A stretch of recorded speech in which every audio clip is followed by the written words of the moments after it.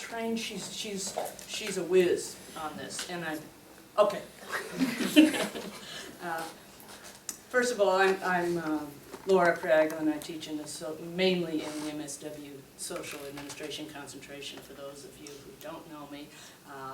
And today I'm here to welcome to UNI Department of Social Work Denise Rathman, who is the Executive Director of NASW Iowa, and also Marvin Furch, who is Outreach Compliance Educator with the Bureau of Professional Licensure, State Department of Public Health. Did I get that right? Yes. Okay. And wanted to welcome both of you. Right, well, I think today what we're going to do is we're just going to kind of banter back and forth. Denise will jump in from time to time. I'm primarily going to talk about the licensure side of things. When you eventually will become licensed, you have to have a license in Iowa. Don't be practicing without a license, because the board will have to take appropriate actions. And there is some overlap between what Denise and I do, but we each have limitations too. I mean, I primarily deal with licensure, but the social work board doesn't actually propose any legislation or anything like that. They may discuss issues that come up. Denise usually comes to those meetings as a liaison, but the association is really the one that kind of picks up that charge and kind of keeps things moving and things like that. Where we're focused more on developing rules that aren't onerous, but meet the needs of the social work profession. And the public. And the public, yeah. I also train all of our board members, and the big thing I have to say is, you're here to protect the public, not to protect the profession. But in protecting the public, they protect you as a professional too. So, just taking a little pull off of, I've used this presentation before. I just call it the good, bad, and the ugly, because unfortunately, licensure is not a fun topic to talk about, and so we won't try and kill you by PowerPoint by death. So, and please do, if you have any questions during the course of it, don't feel free to interrupt us. We want to make it a real interactive presentation, because it is just more interesting. Exactly, and you can't throw us off or anything like that. So, kind of the objectives I kind of want you to get out of what I'm going to talk about is I am going to talk just briefly about some ethical issues that the board kind of deals with. I know Denise has some in her presentation, which has a lot of resources, so I'm going to kind of gloss over that pretty quick. And then, determine in your own mind, is licensure good or bad? Hopefully by the end of the day, you'll believe that it is good. It does serve a vital purpose. And then also, licensure and ethics can work together. I will say, in this profession, the boards do get complaints, and sometimes they involve someone's ethical decision that they've made. And then at the end, I'll kind of review the process to go through as you transition, if you go from master's to independent level practice. So just some tips to kind of help you along those ways. So, components, I'm going to go to this next slide. I think it shows up better. These are just three things that you kind of consider when you're deciding whether or not it's an ethical decision or not. Does the action benefit you as an individual? Are there state rules that say you can't do it? And then also, does the action harm the public through lying? I always like this, lying, stealing, or deception. Believe it or not, there are some people that even once they get their degree, they feel the rules don't apply to them. So, if you fall into one of these circles, it could be an ethical decision that you got to kind of weigh out in your own mind. And I just bring that up with more of our counseling professions, because you probably deal with those issues more than a lot of our professions do. Just to back up just a little bit, in my bureau we have 19 licensure boards. We license 52,500 active licensees right now, and about 80,000 inactive licenses. In Iowa, once you get a license, if you don't renew it, it goes inactive. You stay inactive forever. And if you ever decide to reactivate, you can reactivate your license, which is kind of a good thing, because in some states, once you let it go inactive, then you got to go through the whole application process again. We're not quite that mean in Iowa. And so we range from social work, PAs, massage therapists, cosmetologists, chiropractors, and yes, sometimes they don't make very good ethical choices either. I just put this slide up, rationalization. You know, people will rationalize that they made a good ethical decision. In a previous career, I was certified in law enforcement. And believe me, I've heard every story in the book why they didn't have to stop at that red octagon at the corner. It's just a recommendation, it doesn't apply to them. I've heard, you know, everything. And so sometimes people will put on a pretty good, they'll know the speak to say, well, ethically I made the right choice. But you gotta just kind of look back to your roots and of your training to make sure you made the right choice. All right, I think that's it for ethics, that's about it. I'm gonna leave this one off because you're gonna talk, you got some resources for ethics. So, and I will tell you that the state board rules do tie in with NASW's ethics. Even more so than I realized. I was looking Yeah. at that pretty closely yesterday. And there's some areas ties very, very closely, and other areas not covered at all by the state Right. rules of conduct. And a lot of the reasons why that has gotten tighter is lots of times complaints will kind of drive if they need to kind of make more rules.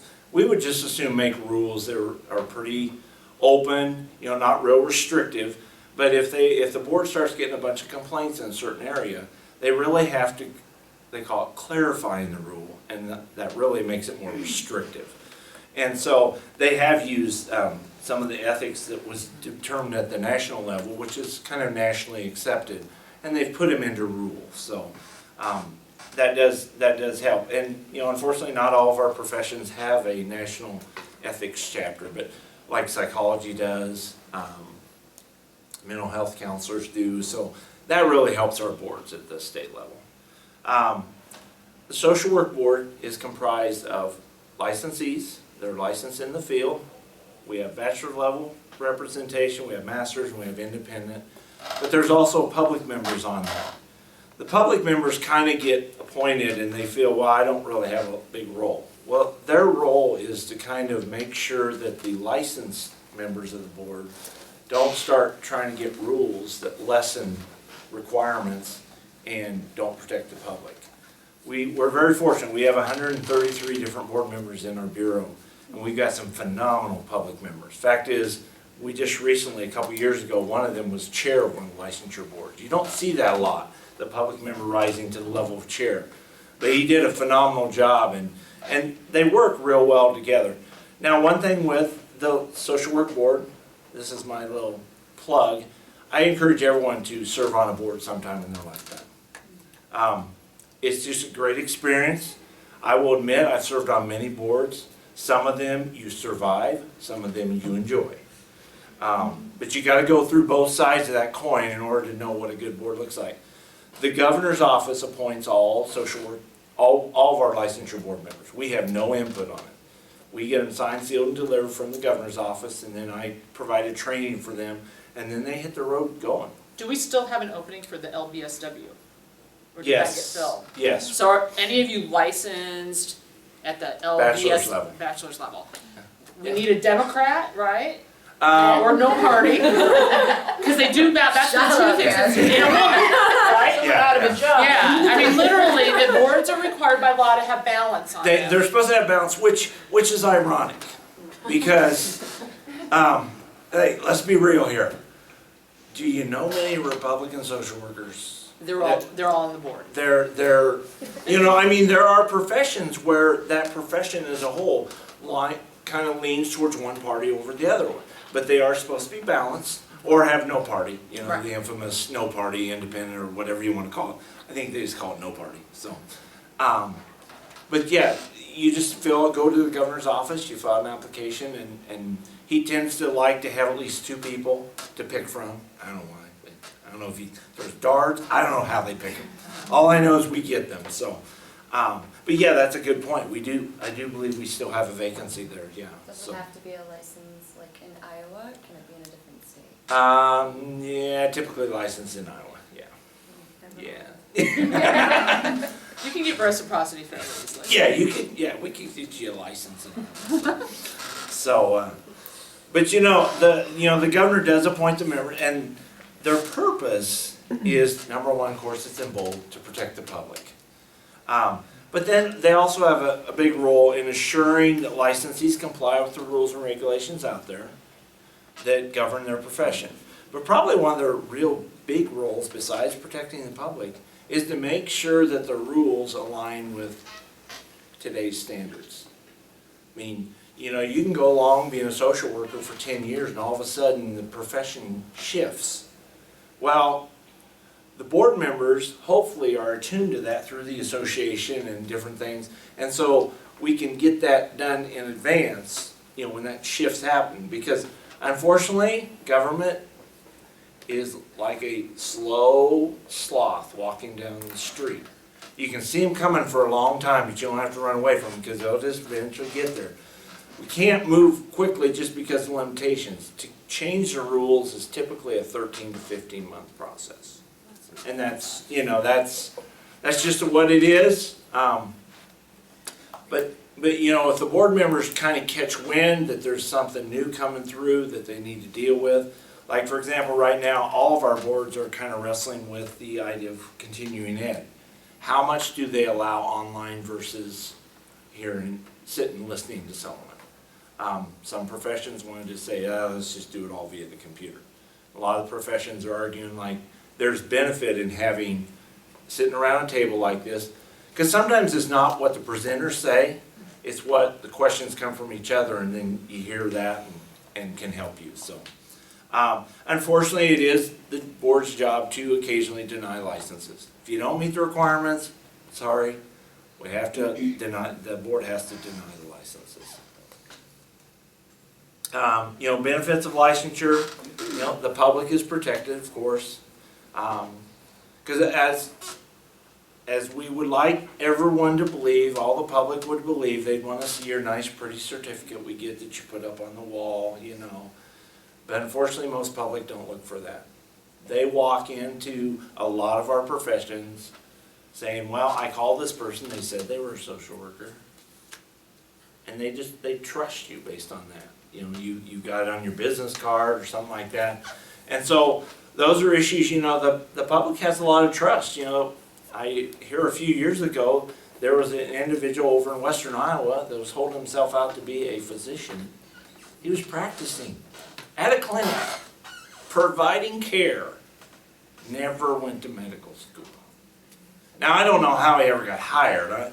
You know, I'm sure the credentialing agency director lost her job or his job over that deal, but he was holding himself out and it was until a complaint came to the board. That's the only way that it came to light. So we hope everyone's following the rules, but as you know, some people just choose not to follow the rules, even though. You know, the benefits of licensure, your professional standards are implemented. You have some integrity. You know, they don't use terms like, oh, that's just a bunch of quackery. Anybody can do that. You know, I mean, you go to school, you get trained to do this. You don't want people making fun of your profession, so, you know, we can get some of that stuff into the rules. You know, and then there's the trust issue. They can trust you even more. You know, if they walk in and say, hey, do you have a license? Do you have your wall card with you? On my outreach, I try and get the public to do that. I'm just daring the public. I'm like, walk into a barber and say, I want to see your wallet card. Or walk into your salon, ask for, let them see your wallet card. First, you're going to have to pick up their jaw off the floor because they're going to be shocked. But I want to know these nice wallet cards we print out every day are being used.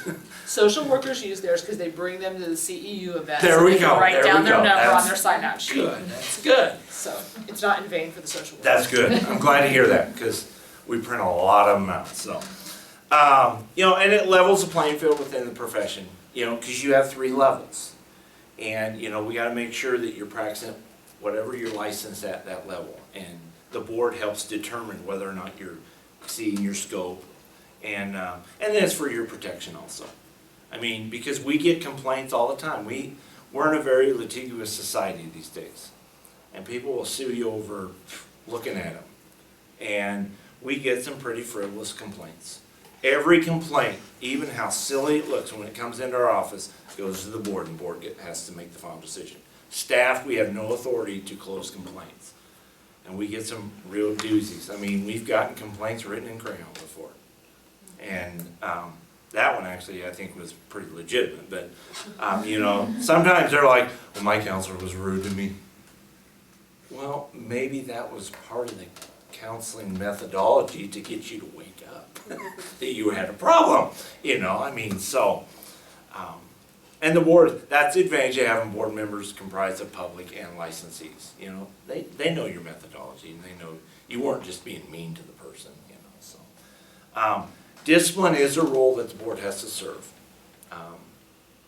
Some people don't follow the rules related to discipline.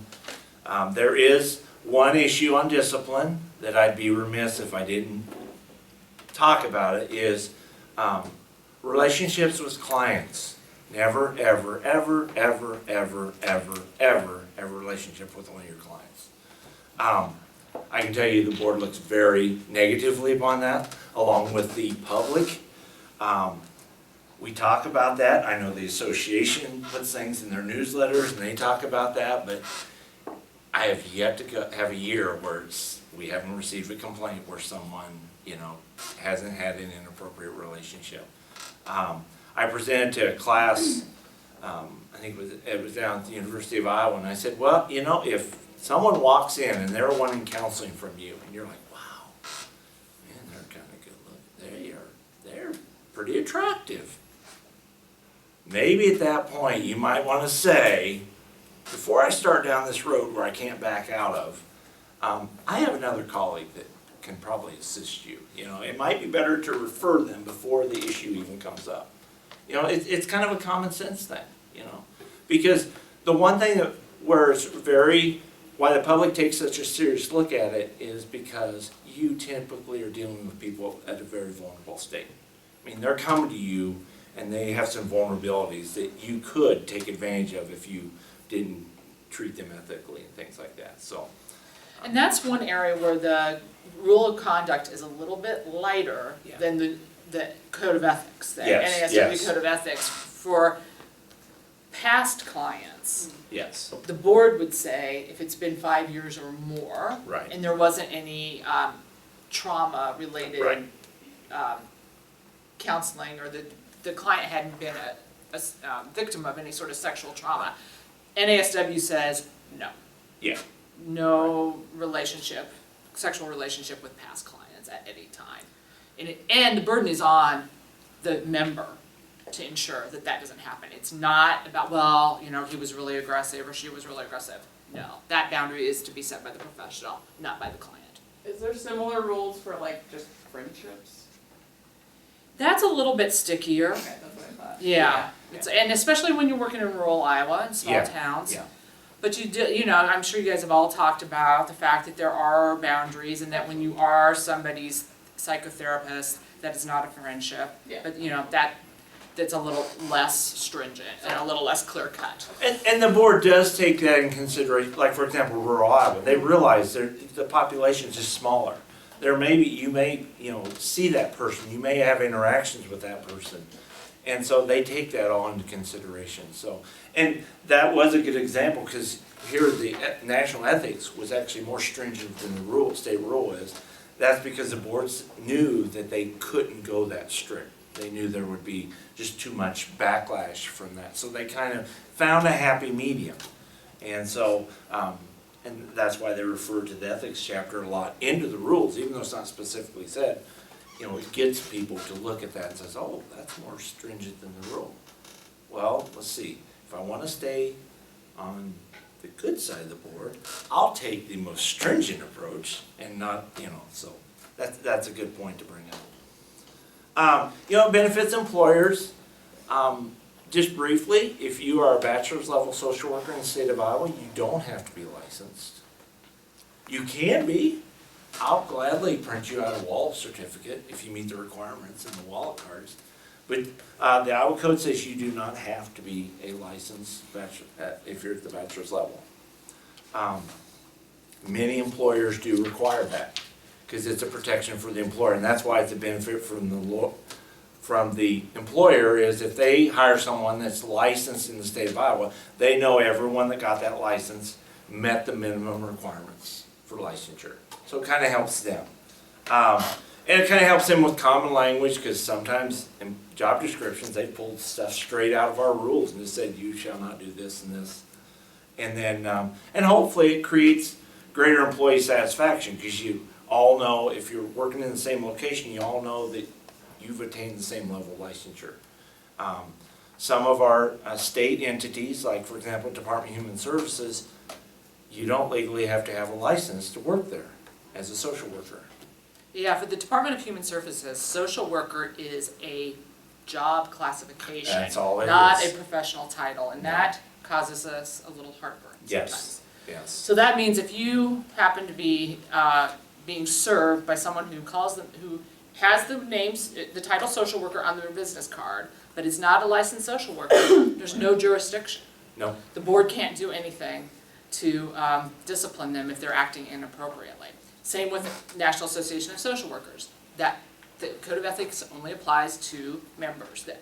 Some agencies use the Code of Ethics as their own agency Code of Ethics, but the NASW can't do any enforcement with anyone who's not a member of the association. Yeah. And if you're not, you could be an associate member of the association, but most of our members are licensed or social workers with degrees, Right. degreed social workers. And that brings up a very good point, because if someone's practicing social work, actually, and it's defined, it's no doubt, they're practicing social work and they don't have a license, the board, she's right, the board has very little jurisdiction. They'll get a letter saying, cease and desist letter saying stop practicing social work in the state of Iowa, you need to have a license. And they don't shake with fear and trembling when they get the letter. Because you don't have a license to pull. Yeah, we don't have any, so that's why, from the board's perspective, the board will do everything in their power to get you licensed so they have some authority over you. Like, for example, if someone comes in from another state and that other state has more lax requirements, the board may license that individual through what's called a consent agreement, with the understanding, with some conditions, that you have to get some additional training to get fully licensed. But what that does is at least it gets you licensed within the state, so the board has some authority. And so that's what they'll do sometimes with consent agreements, is they will use those to get an individual license. And just, it's kind of like, okay, we're gonna kind of keep an eye on you for just a little bit until you meet all the requirements, and then you can go your merry way. So it's a nice tool to get you licensed. It actually is more beneficial for you, because most businesses want licensed social workers, aside from a couple of state agencies that don't require it. It's a job description. Yeah, and that causes us issues too, because we get calls in our office all the time. They're like, well, I had this, DHS worker, and they said they're a social worker. Well, they didn't lie to you. They are by job classification, but they're not licensed by us. Well, that doesn't make sense. Sorry, I didn't agree with you, so. You do have there is a practice chapter within the Board of Social Work, which kind of outlines, gives a nice outline of what you can do as a social worker for the different levels. I'd strongly encourage you to look at that, and once you become licensed, every so often, look at it again. Rules do change. They don't stagnate, they do change. That chapter is actually in chapter 282 on our website, so, and I got these a little later. And also, if you folks want, I have copies of this PowerPoint, if you want to, if you can't sleep at night, you want to look over it again, so. Here's actual the rules, laws and rules. You're licensed by Iowa Code Chapter 154C. That was created by the Iowa legislature.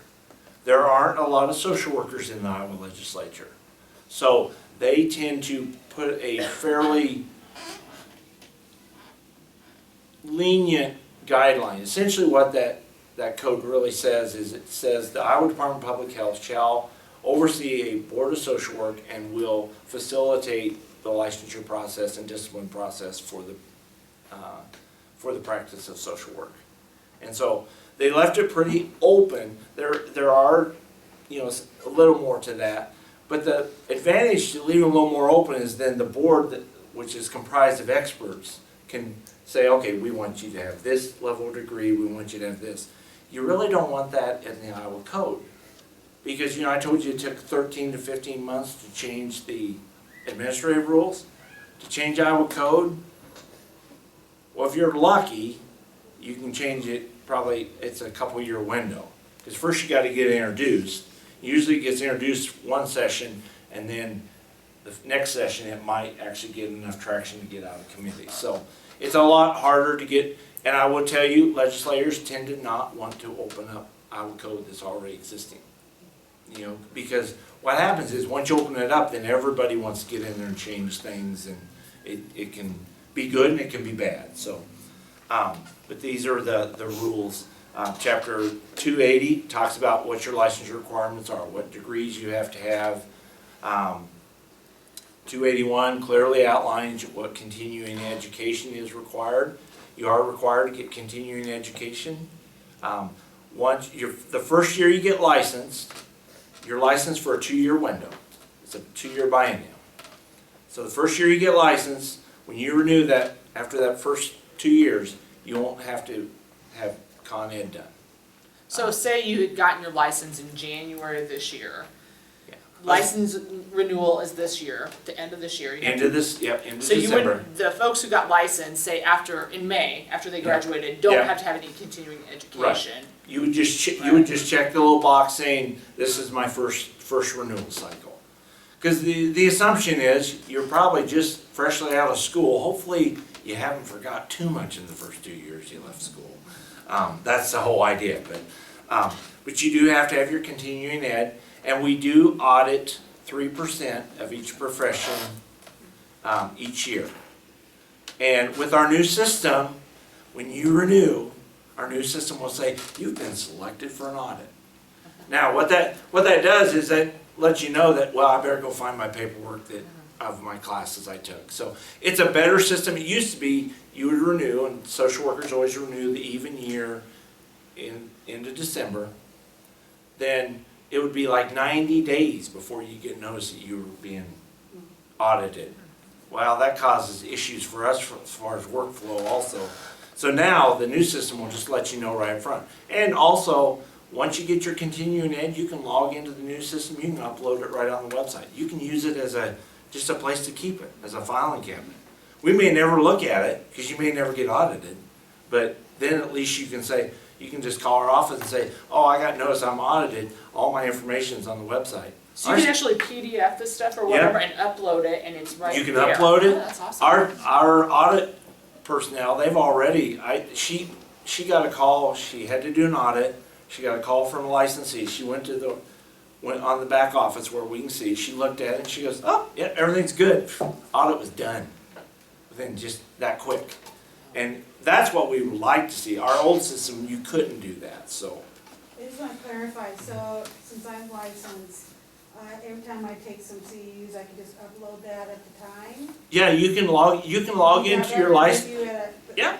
You can you can log and really attach anything to your licensure file. You know, don't be attaching, your family pets and stuff like that on there. Because that eats up a bunch of our space, but. I had a question about the renewal. You said so you renew in December? Yeah, December of the even year. Okay, so if we get our licenses in May, then, Yeah, and you won't have to renew, like for example, May, you wouldn't have to renew until 2016. Because yes, you would, I'm sorry. If you get your license within 6 months of the renewal date, so from July 1st on, those people wouldn't have to renew until 2016. But they're graduating in May of next year. May of next year. So that'll be a new So license. that'll be a new renewal, so you would have to renew, so you would get your license in 2015, so you wouldn't, which would be good through 2016, so you would have to renew in 2016. Yeah, So, everybody's license expires at the same time, so Yeah. everybody's renewal period is at the same All time. 4,454 of the current active licensees expire on December 31st. The only reason I know that number is because I had to send every one of them a postcard this year. Because what we're doing is, since we have a new system, we're sending everybody out a postcard to run. It is I'll admit, it's a little cumbersome to get your account set up. That's not part of our system, it's another state system. I can imagine their state. And that takes a little bit, but once you get to our system, typically once the person hits the renew button, it takes, you guys are all internet savvy, I would say 5-10 minutes and you're done. You can pay with credit card. Before, we couldn't take credit card payments. We've got a lot of people that, and social work just started, and you can renew 60 days prior to the expiration date. So it opened up Sunday, November 2nd. Yep. And we already have had social workers in there renewing. So That was one of them. we've got social workers renewing right now, and then we got salons also, cosmetology salons. They're not so internet savvy. Say that. So I get a lot of calls from them. So that's kind of how that process works. So. A question, how do you determine the 3% who get audited? Is it just random? It's a random. The system generates them randomly. Thank you for bringing that up, because if you say forget to renew in January 3rd, 4th, 5th comes rolling around, there is a 30-day period, and it's 30 actual days. It's not a month, because that with December having 31. January is 31 too, so it's not as big of an issue, but sometimes it's off. You have a 30 calendar day to still practice legally, and you can renew. Now, you get to graciously provide us a $60 late fee because you renewed late. And I'm sorry, but it is what it is. That's across all of our professions. And it was funny, I was talking to somebody on the phone, and I'm like, we've all probably done that where you missed a deadline. I did it for my truck registration. I swear, I was trying to stay on top of it. I was 5 days late, so I paid a late fee. I'm like, gosh, I had to do it to show people I do it too. So you have to do the $60 fee, and you will be automatically selected for an audit if you are in the grace period. And then there's another very, very small group that the office or the board may, for some particular reason, based on a complaint or something like that, may request that you be tagged for audits. So, Would that be if somebody had filed a complaint, or? no, it would be something related to, it may be a situation where maybe they were licensed by consent agreement, and we just want to make sure that they're getting their con in. It doesn't happen very often. It's at the discretion of the board. It's maybe, I would say for most professions, it's less than 5 or 6 a year. But there are times when the board says, okay, they didn't really break the rules, but we better just make sure they are doing their continuing ed. And so, if you do your continuing ed, there's nothing to worry about. Because we look at it, and okay, you're good. So. Could you be audited for any 2-year term or just the most recent one, the current? It's just the most recent one. It's the most recent one. Now, for example, if you renew during the grace period, you'll be audited for this one, and you'll automatically be audited for the next year.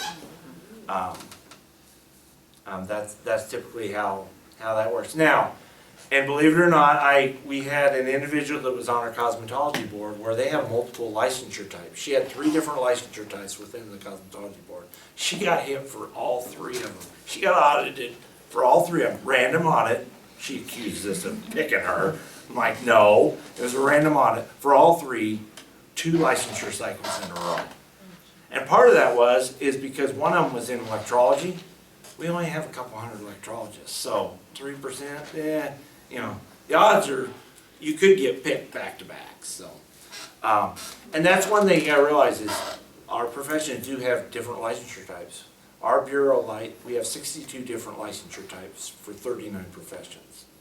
So when we built this system, it took us about a year and a half. There were a lot of head-butting, hitting the table moments because we're like, oh, that profession does it different than this profession, because all of our boards do things differently. So, but we're happy with the system we have. Let me ask just another question. Does the fee vary per profession, or is it Yes, the same? by Okay. license type. Yeah, bachelor's level, I should know off the top of my head. I think bachelor's is 120 for renewal. Master's, I believe, is 144, and I think independent's 152.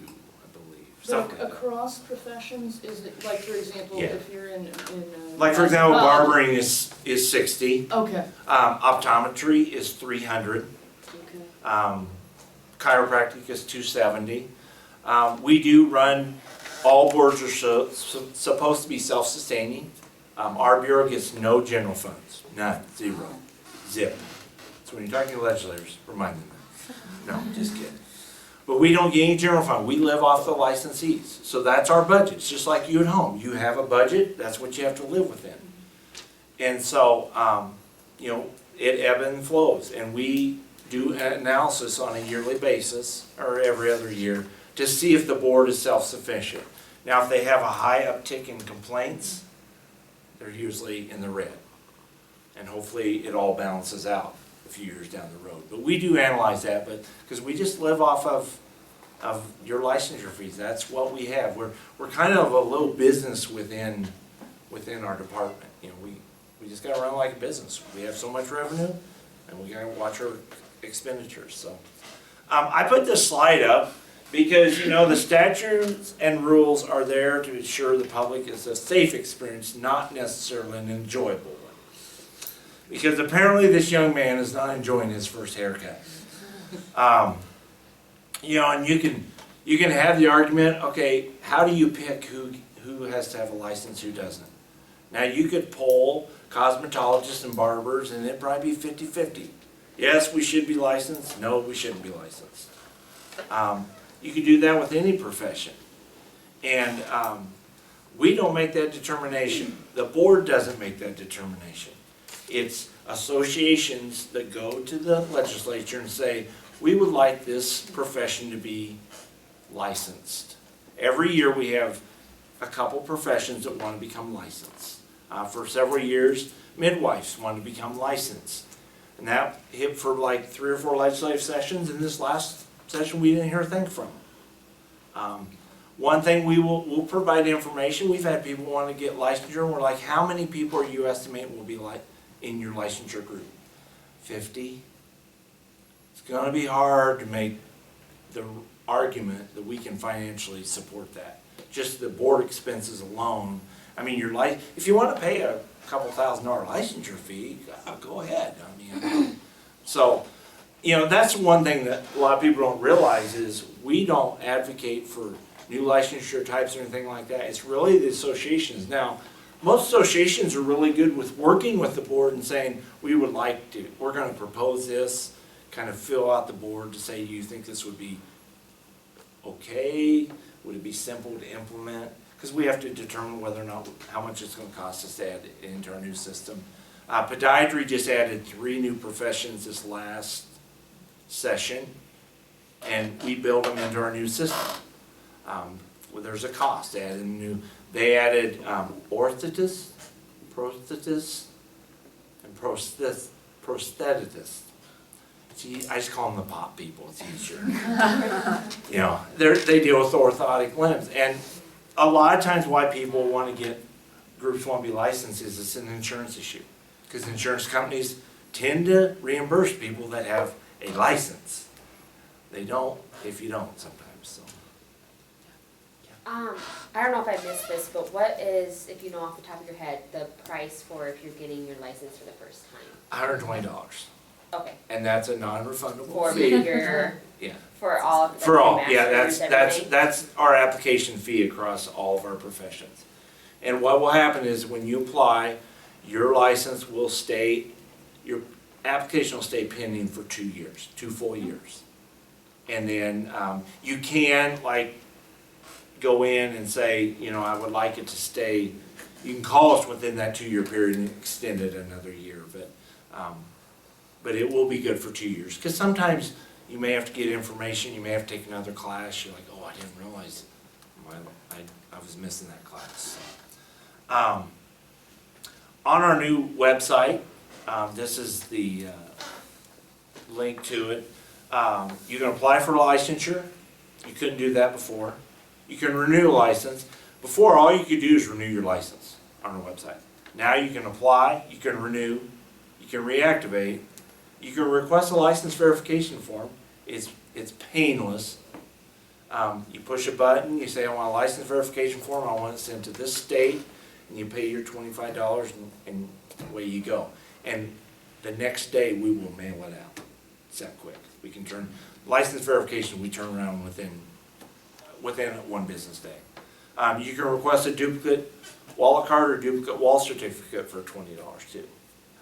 What about like transferring your license to other states? That would be, typically that's a license verification form. Essentially what it is we just say you were licensed on this date, you've had an active license, and we tell them whether or not you've had any discipline. That's what most states want. It's just a letter it prints out and just puts your information on there.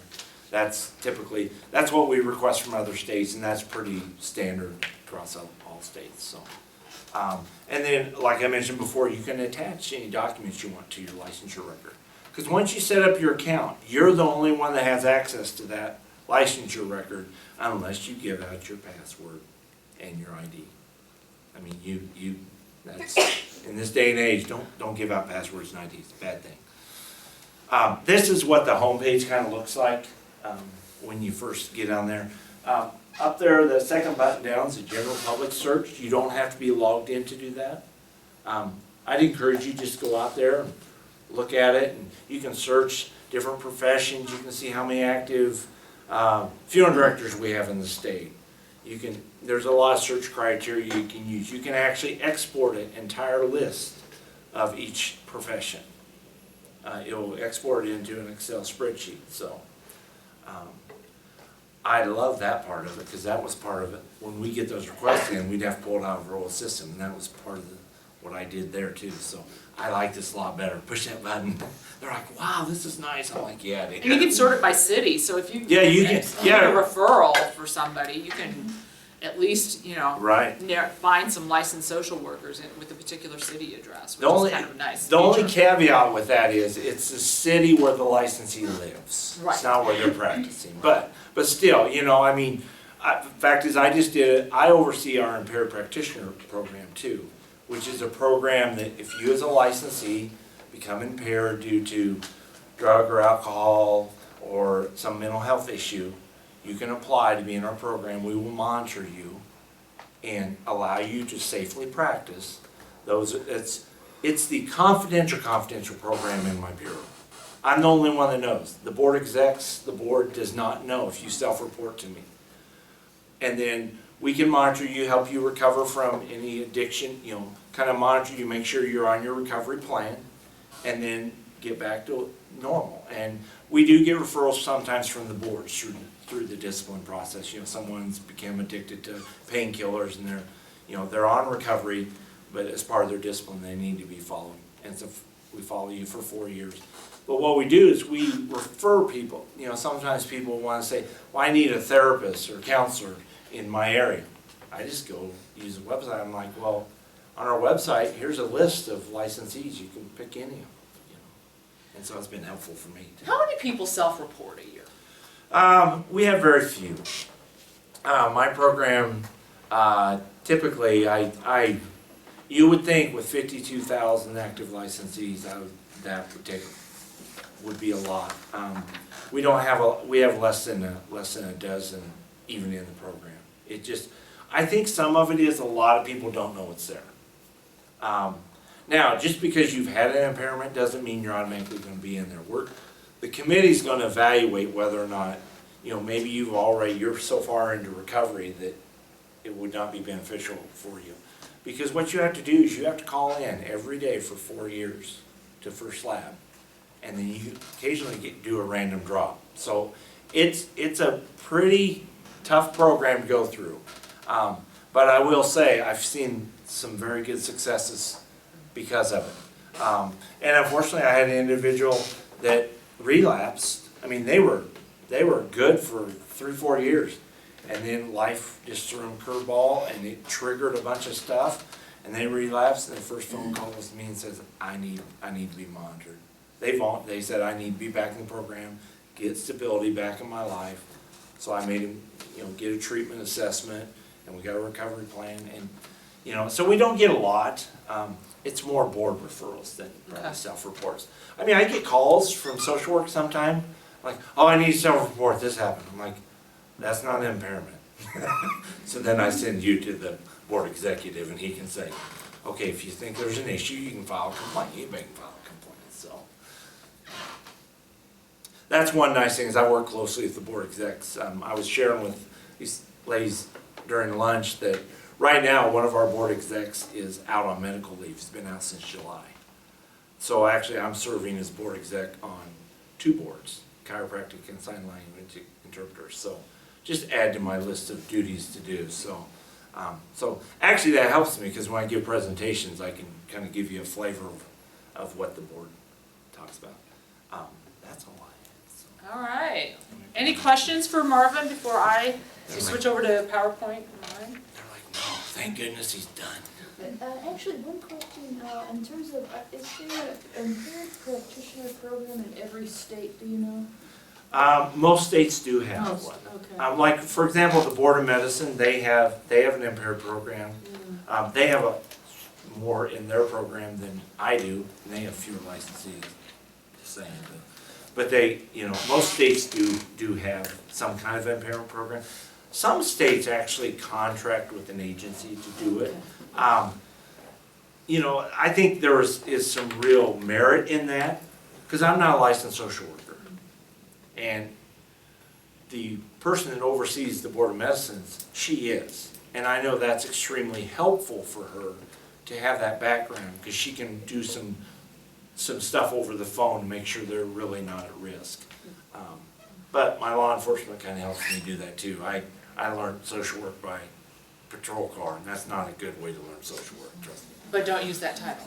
You can't use Yeah, I social can't work use title. I can't use that title. I can't use that title ever. Nope. That's part of my job, is to protect That's the right. title. That's right. That's right. Yes. Yeah, I wanted to ask, like, can international students who want to work in US get licensure? Yes. Yes. Actually, in our physical therapy and occupational therapy profession, we have predominantly a lot of internationally trained students that come and work here. I mean, it's pretty prevalent. There must be there's several schools over in the Philippines and Indonesia. I mean, we're talking probably, I would say 50, 60 every year. I mean, they get their training outside the U.S. And yeah, as long as you meet the requirements. And I think CSWE has, the Council on Social Work Education has a list of schools, is that what it is, or criteria, to make sure that if you've had any of your classes abroad, that they then meet the criteria for the Council of Social Work Education here in the United States. And that's one thing that makes it difficult. Like for our behavioral science board, they license marital and family therapists and mental health counselors. There are programs that are called mental health counselor programs, but they're not accredited.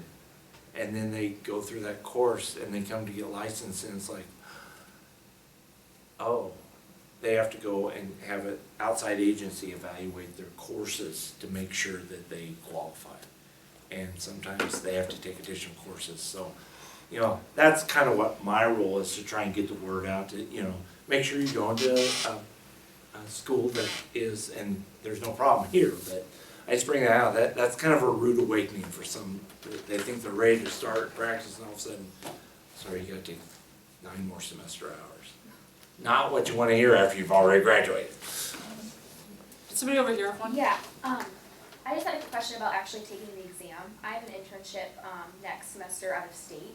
Am I able to take it out of state, or is there going to be an Iowa for it? No, absolutely, you can take it out of state. The licensure exam is uniform with every state except California, right? And And it is actually administered by a group called Pearson's Testing. So you just go to Pearson's, you don't have to interact, you have to interact a little bit with the board to get your application in and get this all coordinated. But the test itself is administered by Pearson. So you would have to go to one of their test sites to take the test. yeah, once you apply and we have your transcript, our licensing staff will go on their website and approve you to be eligible to take the exam, and then you go work through Pearson's to get that done. So, yeah, that's a good question, because yeah, sometimes, and plan ahead a little bit. When you want to take the exam, don't expect to get contacts on Friday and be ready to go on Monday. So, I mean, kind of plan ahead a little bit. We do have a little bit of workload. So is it Pearson's that's taken over from the ASWB? They're No. doing it on behalf of ASB. They're doing it on behalf of. They administer, they proctor the ASB exam. I see. Yeah, it's the ASWB exam. Yeah. Okay. Yeah. Administered by Pearson. Pearson. It's Is just this Pearson's, just- right? It is. I think it is still Yeah, Pearson. it is. They do part of them and they do, and then another group does some of our other, because that's one thing, all of our boards require is a national, you have to pass a nationally accepted exam, even barbers. I proctored the barber exam up to the barber school up in Waterloo every quarter. And, they actually have to do a, practical where they have to actually do a haircut, they do a shave, and they do, and so, yeah, they think I'm the biggest meanie, cause I just read, I'm very stoic. And then after I'm, you're all done. And they're like, why couldn't you have been that way during the exam? Well, I have to be fair and just for everybody, so I can't show any expression. All right, so I'll go ahead and get started then on the National Association of Social Workers portion of this presentation. How many of you are members of the National Association of Social Workers? Excellent, a few of you, great, glad to hear that. It is different from the Board of Social Work, and sometimes people get the two confused, or what the duties are, or what we do as professionals. So again, I'm Denise Rathman. I am a social worker, MSW. I am not licensed yet because I got to get my reciprocity thing going on. I was licensed in the District of Columbia when I first started practice. And there are some different roles and responsibilities of the two organizations. Marvin alluded, and we talked about the fact that the board actually implements the legislation that the state legislature has passed. They do implementation. Right. Then they write the code, Right. right, that goes with that legislation that the legislature passes. And ASW, on the other hand, actually does lobby. How many of you have been to Lobby Day? Any? Are you coming this year? What? Yeah, so you know what we do on that front a little bit. And we can use the L word, as I call it. A lot of people at nonprofit organizations get a little uptight about that because they think, oh my God, we're a nonprofit organization, we can't lobby, we can only do advocacy. Well, that's not exactly true. Any nonprofit organization can use up to 15% of their budget to do lobbying activities. But people still get a little nervous about that. They don't like to use the word. We are not a 501c3, like a lot of nonprofits, probably the agencies where you're doing your placements. We are a 501c6, which is a trade association, like your local chamber of commerce or like the National Football League. We are in existence to provide benefits to our members. That is our purpose within the IRS code, and so therefore we don't have that nonprofit status of the C3. We can use the L word all we want. In addition to that, we also have a political action committee. And if you're members, I hope that you'll contribute to that. Only members are able to contribute to our political action committee. So we actually work to elect public officials that support social workers and the clients that we serve. And we do that in two different levels, federally as well as at the state level. So the National Association office, national as we refer to it in shorthand, has a political action committee that endorses and gives contributions to federal candidates. So but because of our tax status, here's the downside on that. We aren't allowed to tell people who aren't members who we've endorsed, which I won't get on my soapbox about that. The election's over, we're gonna move on. But let me tell you, that drives me a little crazy. So for those of you who are members, you got an email from our national PAC saying who we had endorsed at the federal level. And then also the state has a PAC as well, and we endorse candidates at the state level who we feel are going to benefit, again, social workers and our clients, and the general public, because social justice in general is also part of our code of ethics and advocating for that. And that endorsement, I can tell you that the philosophy behind that was that our political action committee, Iowa PACE, Political Action for Candidate Election, made the very conscious decision that the top priority for our organization, our professional organization, was to ensure that the state Senate, that the Democrats remained in the majority for the state Senate. Because we feel like that is really the only body that is holding some very detrimental and not particularly supportive of civil rights legislation from going through. And so that was their conscious decision, that we are gonna try to work and to use the little bit of money that we had in our political action committee this time around to defend the Senate and keep that in Democratic hands. It's a nonpartisan organization, and if we felt like that there were Republicans who were supportive of our issues and were gonna help us get that legislation through, we would be willing to give them donations. But it just felt like for this particular cycle that the most important thing was to keep the Senate. And then we also tried to promote social workers running for office. So we have a few social workers in the legislature. Some of you, Mark Smith is the House Minority Leader, still will be, unfortunately well, now my bias is showing, but that's okay. I'm allowed to have a little bias on this. The House stayed with a Republican majority, Democratic minority, but Mark Smith, a Democrat, is the House Minority Leader for the last legislature, or I should say the current one. You may know of Marty Anderson. She's One of our alumni. Yeah, that's right. Yeah. Marty is a social worker from Beaverdale in Des Moines. She too is a social worker and a member. So we give contributions to social workers who are members, who we want to really make sure that they're there representing our needs. And then we also endorsed a woman named Christine Sherrod, who is a student at the University of Iowa, master's program, who ran for state legislature against an incumbent. And unfortunately, she was not successful last night, but she actually had a pretty decent showing considering who it was that she was running against and who it was that, and how things went. It was 60 to 40%, which sounds like a pretty huge margin, but she was a political neophyte. I don't even know that she'd done any volunteer work, quite frankly, before on a political campaign. She learned a lot, and it just so happens she's the MSW student intern at our office. So that was an interesting process to go through with her and to work around that field practicum around an election cycle. But we did it, and we'll move on. She's taking the day off today, and she'll be back in the office tomorrow.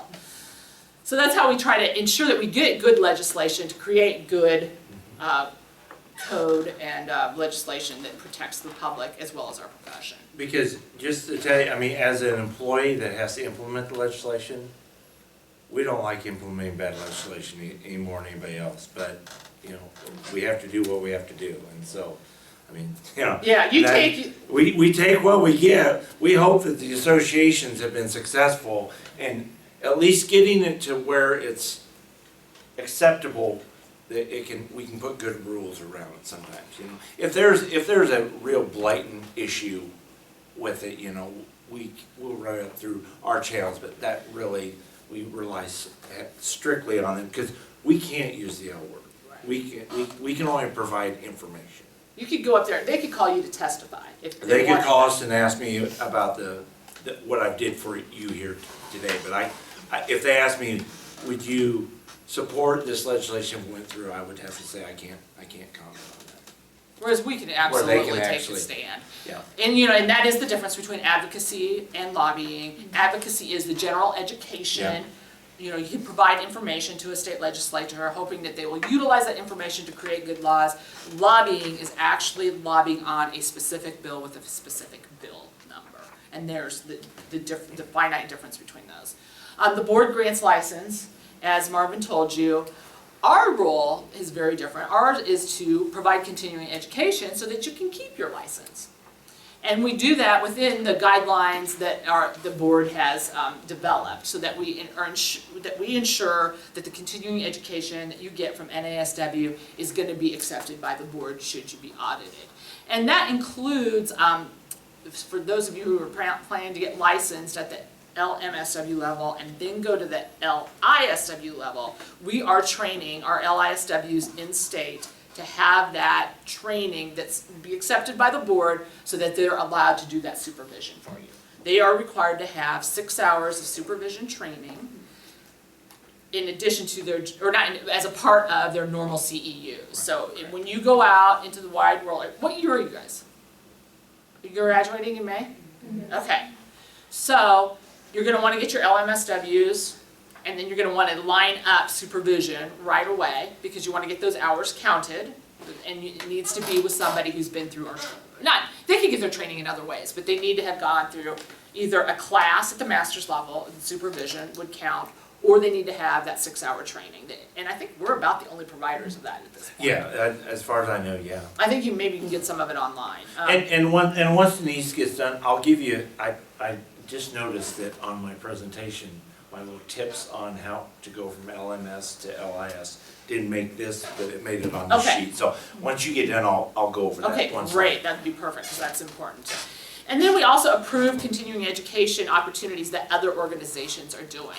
So that, and it says right within the code that, or the rules, that in any class that has been approved by either the Association of Social Work Boards or the National Association of Social Workers will be accepted. So that's a really good stamp of approval if either the Iowa chapter or the national office or any, if you happen to go, you know, if it's for people who live along state borders and go to an Illinois training or you go to a national training. If it's been approved by one of the chapters or by our national office, then that's a good indication that that would be accepted by the Board of Social Work.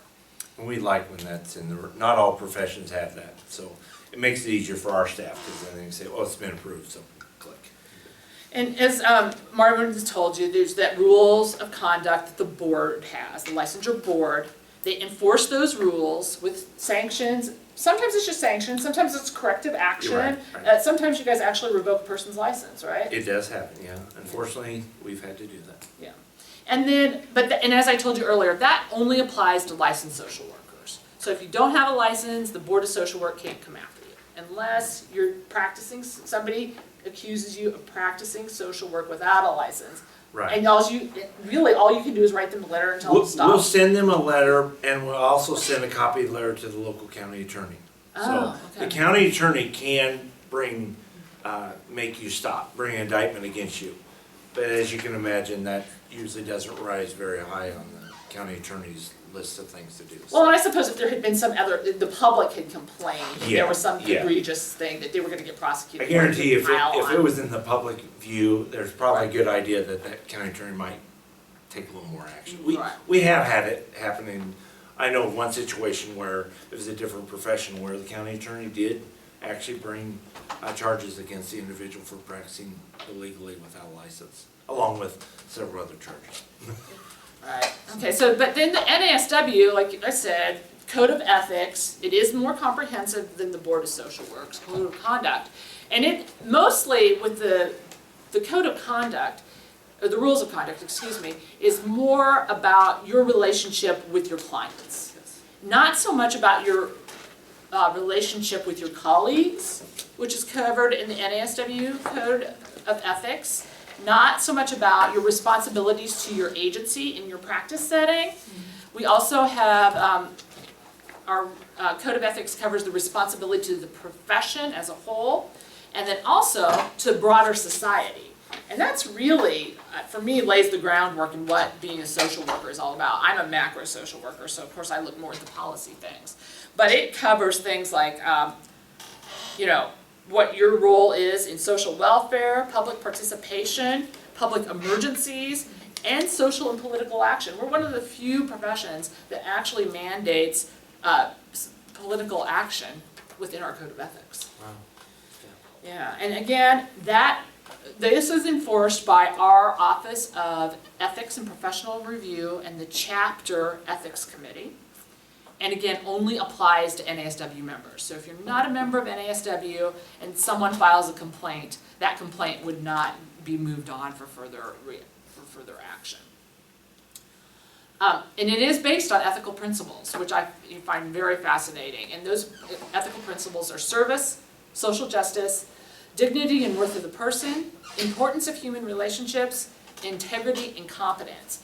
And for me, like I said, that really kind of lays the bedrock for our profession. And it really helps me as we are developing our policies and our policy statements and our priorities and how those policy priorities should look. What is it that this association stands for? And what is it that this association is going to ask the legislature for, or the executive branch if we were needing to do some advocacy with them rather than legislative.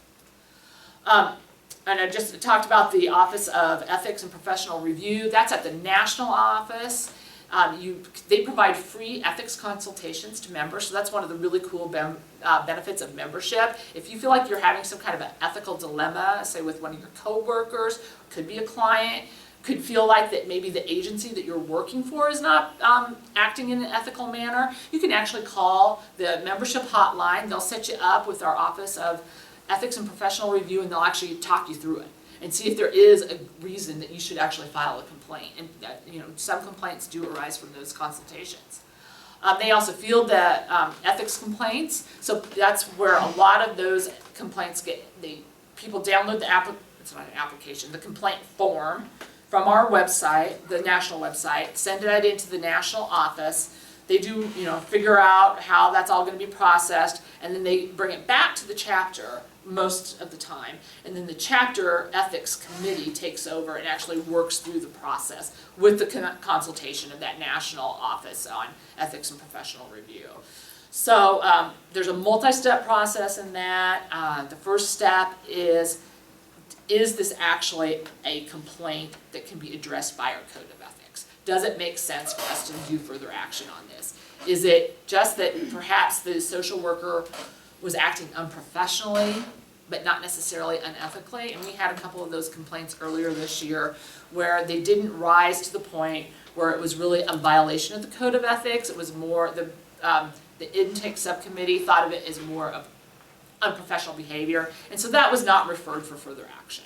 Further action could be either mediation or it could be adjudication, and then we would staff those. So say there was a complaint, the ethics intake subcommittee decided that yes, in fact, this looks like a true complaint, that there may have been a violation of the code of ethics. They don't decide that immediately, they just decide the merits of the case and whether it should be heard, whether there should be further action, and then that's referred to either mediation or to adjudication.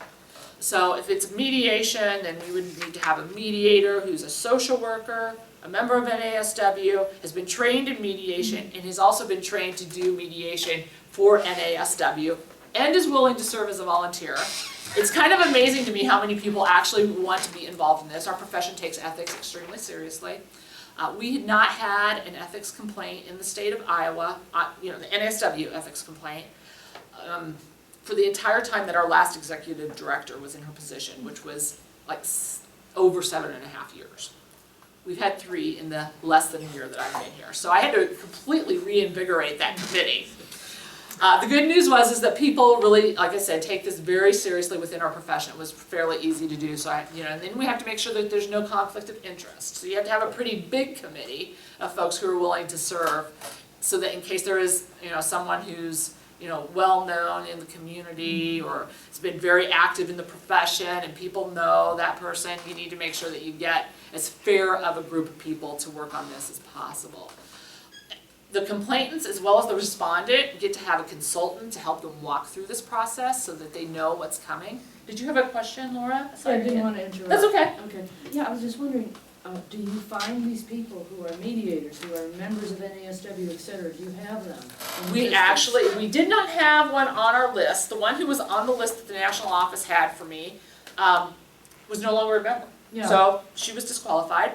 But then there's an attorney in Des Moines who did a CEU presentation for us called Collaborative Divorce. And she's a mediator, and she happened to bring one of her colleagues with her who's a lawyer and a social worker. Turns out she is also a member, and she was interested in being a volunteer. So we're going to get her trained. And then Kim, the lawyer, also had referred me to another social worker who was trained as a mediator, who also said if I was available, I'd be willing to help out. So yeah, there are those people out there, for which I'm grateful. For this particular case that we have an open case right now, we're using a woman from Illinois who was referred to me by their executive director. And it just so happens that she was on the National Ethics Committee. Her term is expired, so she was rolling off, and she's no longer doing national cases, so she was willing to help us out, which is, I was very thankful for that, to have a really experienced person being willing to help me, walk me through this process, because it's very, very meticulous, and there's this big PDF about the procedure, so if you ever are interested in ethics and how that all works, that's all up on the national website. But as detailed as that particular document is, I still have a million questions about it. So it's we take that extremely seriously, and we want to do a really good job to ensure that both sides are heard and that it's a fair process. There's also then a chapter representative in those cases that that ensures that the association's interests are well represented. And then if there's any corrective action as a result, there's a monitor. So that another NASW member would serve as a monitor if that was necessary. So that's how we handle our ethical complaints. The national office does some other things for us, and these are benefits of membership for members. They do professional development, and that includes different credentials. So if you want a bit more of a specialty to add on to what it is that you do, because let's face it, social work, even at the master's level, is a pretty generalist degree. I mean, there's some, you guys have trauma-informed care and administrative tracks, is that right? Actually, the trauma-informed infuses both tracks. Right. Yeah. So, but there's still, lots of mental health, or there's school social workers who get, working with the older population. Yes. A lot of different credentials that you can get through NASW. And different sections as well. And you join and you pay a little bit more to be a part of those sections, but then you get additional newsletters and more information on your area of practice that you're specifically interested in. Communications, NASW News comes out almost every month. I think they take off August and December. And please do read the November edition of NASW News because I will be featured in it as a new executive director. Shameless plug for myself. And then we do our newsletter locally about 4 times a year. We've moved just recently to both electronic and to hard copy. So every other one will be electronic. We just sent out our first electronic newsletter at the end of, it was October 22nd when we sent that out, provided a link, and got more compliments on that than we had on the other 3 newsletters that we put out in the time that I've been here. So people really like that. But we also have members who are not particularly interested in getting emails. I have one active committee member who refuses to do email. She just doesn't do it. And so we know that there are probably others like her out there, right? So we're going to continue to send out a hard copy of the newsletter 2 times a year. And so the next one, which comes out in February, which will really highlight our symposium in April, will be a hard copy. Email management, you would not believe the number of emails that I get of people wanting me to send out additional information about their organization. And as much as we'd love to be able to send all that out, I also want our membership to actually read the emails that we send. We have an extremely high open rate on our emails, and I think that part of that is because we've made a very conscious decision that we're not going to forward everything. We can't be everything to all people, unfortunately. We just don't have the staff to do that. And we want to make sure that you read about what's coming from NASW when it's coming from NASW. So we've made a very conscious decision to kind of narrow down the type of emails and the number of them that we send out. We have an Office of General Counsel at our national office, and what the huge benefit that they provide to members, there's many. If you should ever get into any kind of a situation where you need an attorney, or you even think that you might need an attorney, members can call the membership hotline, they'll set up an appointment for you, and you can have a legal consultation with our Office of General Counsel, and they do a really fantastic job on that. Also, they have the availability to provide some financial assistance to members who are in need of legal assistance, and so that's a benefit of membership. And any legal questions that come into our chapter, I just say, first question is, are you a member? Yes, call the membership hotline, and they'll get you set up, because I'm not an attorney, and I'm not going to offer you any legal advice. 2, no, I'm not a member. And then that's my opportunity to give the pitch, because I then can say, well, I wish you were a member. Because if you were a member, you could call and have a legal consultation. One afternoon, I had 2 phone calls like that. It's very unusual because I don't get that many of them. The first woman said, it would be worth it to me to be a member just to get that legal consultation. I'll call them right now and I'll join. And I said, yeah, call, join, make an appointment. You can do that all with the membership hotline. And the second woman just was not as eager to do that. And I was like, there's just only so much that we can do for non-members. It's not that we don't try to help them when we can, but there are some, membership has its privileges, and that's one of the privileges you get from having an NASW membership. And then with member services, I keep talking about them at the national level. At the national level, it's more the logistical things. Oh, yes, we can take your payment. Oh, yes, this is how we can make sure that you're getting your emails. This is where you should update your address, that sorts of things. But at the chapter level, it's much more specific to what's going on here in the state, what kind of CEU opportunities are we having, the continuing education. I can answer some real general questions about licensure, like, oh, how many CEUs do I have to have? When is all that due? And so I do that to the extent that I can. But if it's anything complicated, I just buck it off to the board. because, that's their area of expertise. That's and what I we're think there for. That's what they're there for. And I do have the board executive, Tony Alden's Yep. personal phone number. So I can provide you with that benefit that you can call Tony directly rather than having to just call through the general number. And then another great benefit that we have at National is that they do have specialists on the different practice areas. So if there's a particular area of social work that you're really interested in and you want some additional information, one, check out the National website. It is very comprehensive. There is a lot of information there. But two, if there's something that you're not finding and you really have a specific question, I can link you up with it happens to be all women who are staffing this area right now. I can hook you up with the woman whose area of expertise that is, and then you can actually have a conversation with her. So if you've got, reimbursement questions on the new DSM-5, I would immediately just give you Miriam Coleman's phone number and email address so that you can have a conversation with someone who's actually been in practice and that's her area of expertise. Because like I said, I am not a clinician. I did direct services once way before I was a social worker, and then in my first year field practicum, but I'm definitely a macro person, so I do not try to even pretend that I know anything about direct practice. Opportunities for involvement with student members. I even jotted a couple extra down as Marvin was talking here. But we do reserve 2 positions on our board for students. One is the MSW student rep. Elections will happen again in May. And so you guys probably passed that opportunity, but if you know of any folks in your program you think would be good members of our board and are looking for that experience of being on a board, that's a great opportunity for a student. It's a 1-year term. The same for the BSW student rep. We have 1 seat reserved for a BSW student. You can attend branch events, and those are free.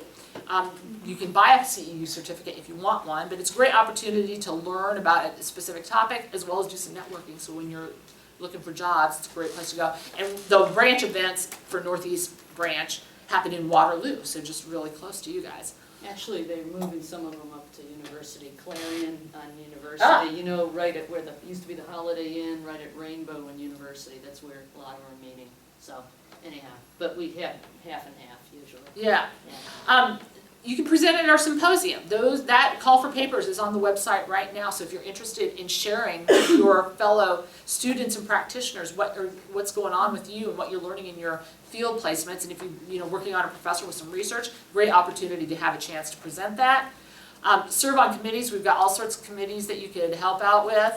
Attend lobby day. It is really student-centric. We certainly invite all of our members to come to that, but we really do develop that for the students so that you guys can have that opportunity to get trained on how to do lobbying, not be intimidated when you get up there, because for some people that sounds super scary. It is not scary. It's fun and awesome. I mean, I love lobbying at the state capitol because it's just so much more fun than doing it at the federal level.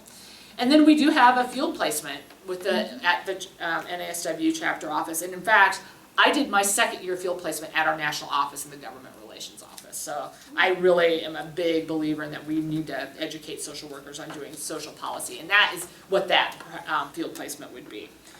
You could run for office. I told you about Christine. And you could also serve on the Board of Social Work, which we talked about a little bit too. So there's my contact information. I neglected to ask Deb Flemang-Roper, who's your Northeast Branch Chair, if I could give out her contact information. I'm sure it would have been okay, but I didn't want to do it without her permission. But you can call me at the office if you're interested in learning more about the branch events. And I do apologize for, I don't know why the slide, apparently when I saved on there, but I printed out, so if you want to see the slide I'm going to talk about, just real quick. Just some things that kind of catch people when they're moving from master's to independent, real quick. Make sure you don't start your supervision before you are actually licensed as a master's level. Just by sending your application into the office, you're still not licensed. You gotta have the piece of paper. You gotta have, and actually, you can go on the website and find it before you probably will receive it in the mail, because once we approve it in the office, it's instantaneously on the website. So make sure you have that. And then, let's see, you need to submit your supervision plan signed by you and your supervisor prior to starting, so they kind of have an idea of what you're going to be doing. And then that goes to Tony. Tony will look it over, make sure it has the components. He'll approve it. You start your process. And it has to be, again, an LISW. They have made a few Yes. exceptions to that, but that has to go in front of the board. Yeah, to be supervised by someone other than a licensed LISW with the supervision training, you have to go in front of the board to lobby or to kind of explain your case why it's a hardship for you. And then the only other thing is, I understand, your supervisor may get a better job, they may up and leave you. It happens. Not a big deal. Make sure they fill out the supervisor report saying how many hours they supervised you for. Get a new supervisor for the remainder of your time. Get that plan into Tony and you'll just keep right on going. Those are just some key things that I would strongly encourage you to make sure you do. Supervision is a 2 to 6 year process.